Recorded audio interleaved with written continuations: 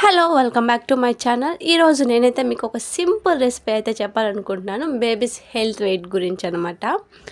హెల్తీగా and weight gain కూడా అవుతారు ఈ ఫుడ్ వల్ల. జస్ట్ రెండు ఇంగ్రీడియంట్స్ అనమాట, చపాతీ అండ్ మిల్క్. ఫస్ట్ నేనైతే చపాతీని ముక్కలుగా చేసేసుకొని ఒక బౌల్లో వేసుకున్నాను.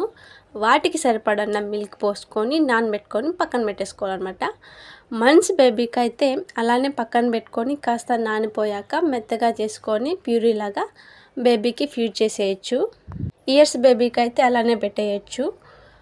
మిల్క్ పోసి పక్కన పెట్టుకున్నాక డ్రై ఫ్రూట్ పౌడర్ అనేది మీకు ఆప్షనల్ అండి. ఉంటే వేసుకోవచ్చు, లేదంటే లేదు. కొంతమందికి డ్రై ఫ్రూట్స్ పడతాయి పిల్లలకి, లేదంటే లేదు. అది చూసుకొని మీరు పెట్టుకోవచ్చు అనమాట.